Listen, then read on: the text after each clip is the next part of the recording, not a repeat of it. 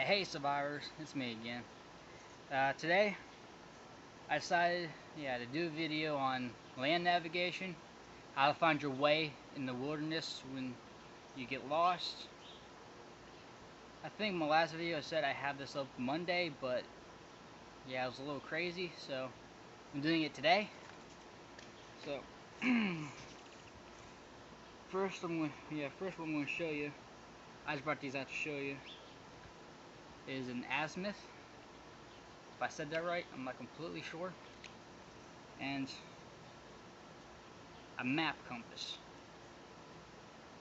Let me get closer to the camera so you get a better view of what I'm trying to show here. Azimuth, and map compass. I don't know how to really say this word. Get a little tongue tied every time I try it. I'm not going to.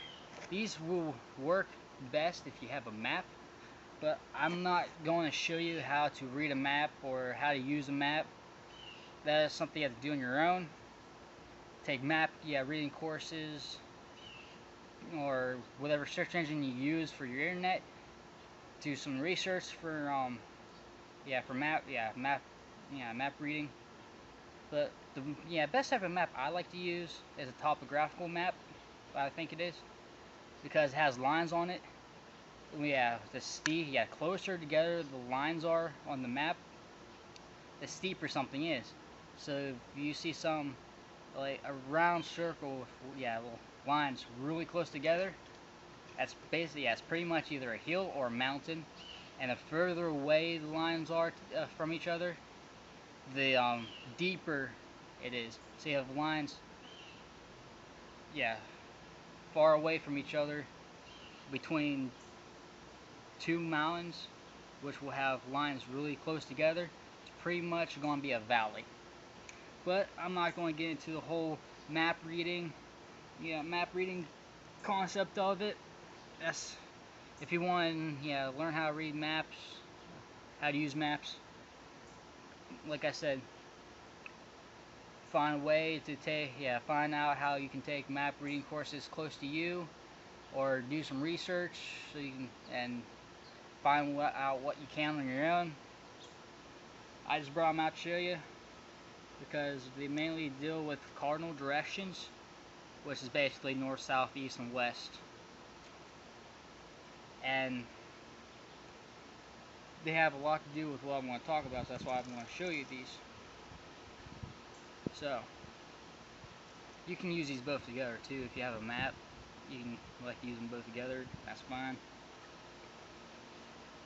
Now, both these compasses work off magnetic north. There are three types of north: true north, grid north, and magnetic north. Excuse me. But if you have to try and stick with one of them, because magnetic north and grid north and true north all take you different directions. Might be just a little bit off, but they'll take you different directions. Grid north you may basically use with maps. These work off magnetic north, which is the magnetic in the magnetism in the air, or the magnet in the compass. That's working with all the magnetic force in the air and in the ground. So now hold it like this. You have to try and hold this flat, and this points to magnetic north automatically. So this is telling me that magnetic north is that way. So these are good to use if you're in a survival situation. You have a compass. It'll point to where magnetic north is, so you can get your basic so you can get your bearings. But in some places, the magnet will be so great, this needle will actually spin in a circle really fast on its own, because there's so much magnetism in the ground and in the air that this can't find a direction. and it'll just sit there and it'll just spin like a fan. I've seen it happen before. So using compasses that point to magnetic north, it's not always useful, but in most cases it is useful. And I'm going to show you how this one works. This is almost a basic military compass, an azimuth. I'm not sure you can see it, there's a line down the middle of that, and there's a line down the middle of that, which is your peep sight that you use. And this little glass lens, you only look down to see what degree it's at. Like when I use it, you usually put your thumb in there, use it a lot better. I shoot a heading that way. I am getting, if I can see it, almost 360. So that's what I'm getting. But this is an old compass too, so I won't really use this for the best, but if I had nothing else, this will do the trick. But anyways, those work best if you have a map. In grid north, you use that if you have a map. You can't use grid north without it. So, and another way you can use, you can learn how to get your bearings is using natural navigation, which is using the plants, the trees, and the moss to find your directions. And if you have a watch, an analog watch with hands on it. Let me show you close. Can't really see it from far back. An analog watch. What you do with this, you point the hour hand at the sun, and between the hour hand and 12 o'clock going clockwise, you cut it in half between the hour hand and 12 o'clock, and that is your south, and behind you would be your north. And for east and west, that's pretty much common sense. If you can get your south, you know your north, your east, and your west. So I'm going to go ahead and I'm going to do this for you. I'm going to point this at the sun. I'm going to do this at the sun. I'm going to show you which way north and south is on this. Where I'm at. The sun is right there. Point that at the sun.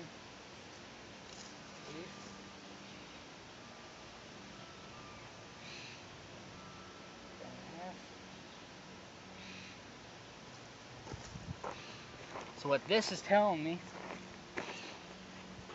my south is in that general direction. That'll be my south, pretty much where the telephone pole is. A little bit beside the telephone pole. That way is my north. That's my east. And that way is my west. North, south, east, and west. So if you know your south, you automatically know your north because it's a complete 180. So your north, south, east, west, or if you for some odd reason you don't know your cardinal directions, north, south, east, and west, then this ain't gonna work. Which, if you use an analog watch, this only works with the sun. So if you can see the sun, this will work. Another way to get your directions is using a 3-foot stick, 3-foot piece of stick, and it's only work out in the open. You set it down, it's almost like a sundial, like how they used to use the old sun clocks, clock that works with the sun. You can do that too. And as the sun goes down, it'll mark out a line. If you use like little pieces of stick, mark it out each time the sun moves. The sun will cast a shadow, and that will give you your north-south, north and south line. Because we all know that the sun rises in the north, and sets in the west. So that's pretty much, it's basic and simple. People have been doing it for thousands of years, and some lost hikers still use it today. So it's a really reliable method using the sun. but you're not going to have the sun all the time. Another way to navigate, like I said, is using natural navigation, which is using the plants and the moss. But if you if you use the trees to try and get your general direction, is kind of useful, but not really, because when the tree grows its branches, it grows it to the closest possible light source, so it can get so it can do its photosynthesis. So it's not really always useful. In some cases it is, but it's better to use trees that's out in the open. You can't use trees that's in thick vegetation, because all those branches, instead of going out to one side, are all going to go up, because that's where the closest light source is, just for it to produce what it needs for itself. But if you use a tree out in the open in the northern hemisphere, you're most likely to get see the most sizes of the branches, which would be the heavy side, is growing on the south side of the tree, because the sun shines from the west, not from the west, I'm sorry, from the southern sky. So it's going to shine a light down on the southern side of the tree. So that's where, if a tree's out in the open, it's going to grow most of its branches. But you have to look at several different trees just to figure out your different direction, because not all trees will look the same, sadly. But another way to do it is the moss on the tree. Now, there is a myth out there saying that moss only grows on the north side of the tree, which is not true. Moss grows anywhere it wants. It grows wherever it's damp. Moss will grow all the way around the tree, all the way up. So you can't really tell where the moss is going to grow. But most of the moss does grow on the north side of the tree, because that's where it's the most damp. So if you hear someone saying that moss only grows on the north side of the tree, they're lying, or they were taught wrong, because moss will grow anywhere moss wants to grow. It will also grow on the south side of the tree. But you have to watch that, because it can be tricky. If you take moss from the north side of the tree and compare it with moss on the south side of the tree, the moss on the north side is going to be greener, it's going to be lusher, because it's the most damp. When the sun shines on the southern side of the tree, it dries up all that moisture a lot faster, so the moss on the southern side of the tree is going to be a lot drier and a lot coarser. So it's going to feel almost like sandpaper, I believe. Don't quote me on that one. But the idea is that the moss on the southern side of the tree is going to be a lot drier. It's not going to have any water in it whatsoever. So that's another way you can tell your north and south, is going around the tree, where on the north side the moss is going to grow stronger, it's going to grow better, it's going to grow greener, because it's a lot more damp. And if you don't believe me, you can go out in the woods and find a huge tree with moss growing on it and see what I'm talking about. Because when the sun shines on the southern side of the tree, it dries up all that water a lot faster than the northern side of the tree. So it's going to be a lot wetter on the northern side. So if you can't really see the sun, you can't tell from the trees, moss is another good indicator. But you can try to do it in thick vegetation. I can't guarantee that you're going to be able to find it in thick vegetation. So try and find a tree line that's out in the open. You'll be able to tell a lot better that way. And if you need, and if you're looking for a video to learn map reading, I'm sorry to say, but this isn't that video. I'm not teaching map reading. So, like I said, go to whatever search engine you use. Google, Bing, Yahoo, whatever it may be. Yeah, do some research on how to read maps or for map reading, and how to use a map compass for map reading, like I have here. And try and find a place close to you that does map reading. So I could probably go over map reading, but that'll take up a lot of time, and I have a lot more things to get to. So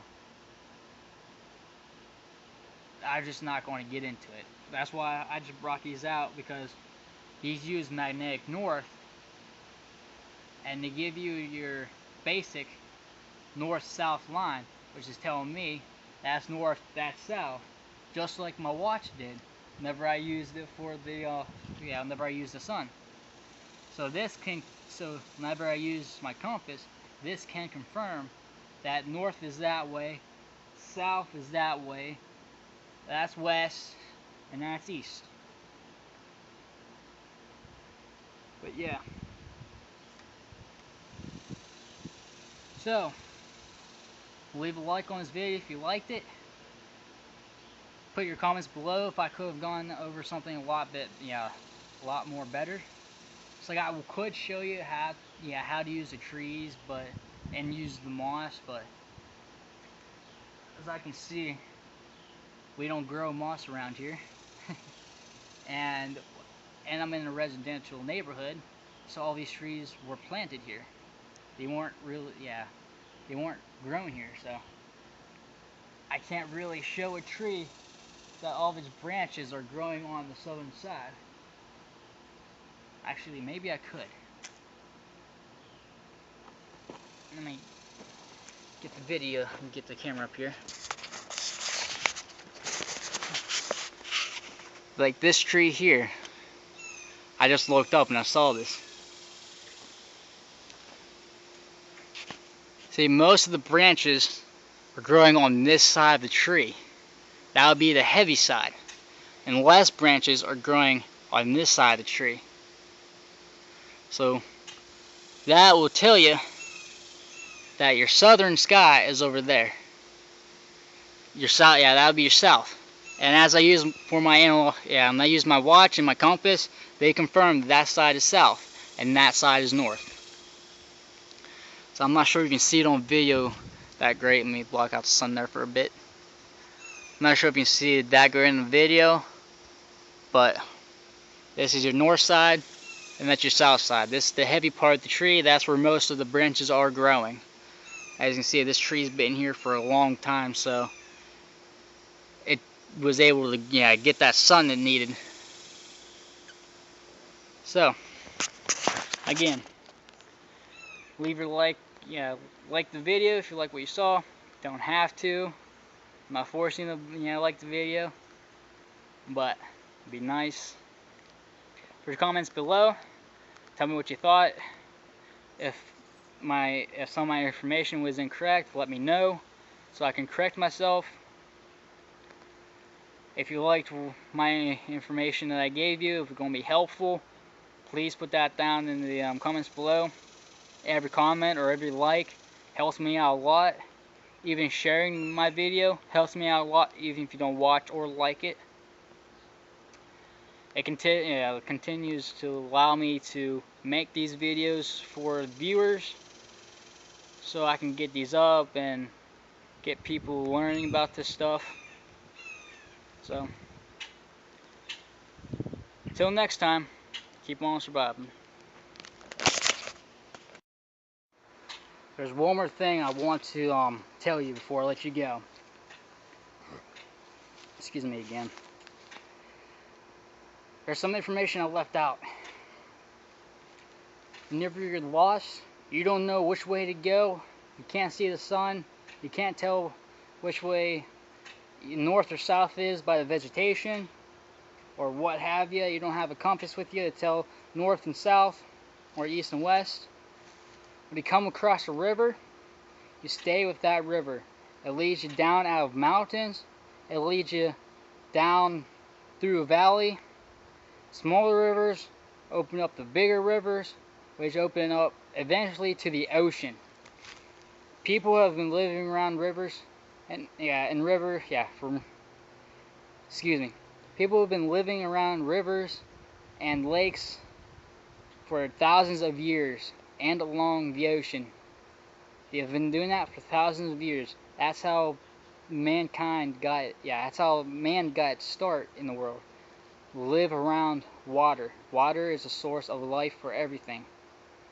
People have been doing it, been living around rivers for thousands of years, and they still continue to today, and they will forever. It's a way of life. It's how life goes, and that's how we provide. That's how we get get what we need from the ocean. People have been doing it for thousands of years, and they continue to still today do that. So again, use rivers as far as you can, as long as you can. If you have to go straight into the woods, do it. If you have to. And plus, if you can make a raft and float on a river, that's the best. So, rivers lead you down out of mountains. They feed into bigger rivers and eventually into the ocean. And people live along rivers and oceans most of the time. So, that's another way. That's the key information I wanted to let you know that I left out of my video. And that's why I turned the camera back on real quick, just to let you know. So, like, comment, subscribe, become a survivor today. Until next time, I'll see you in the next one.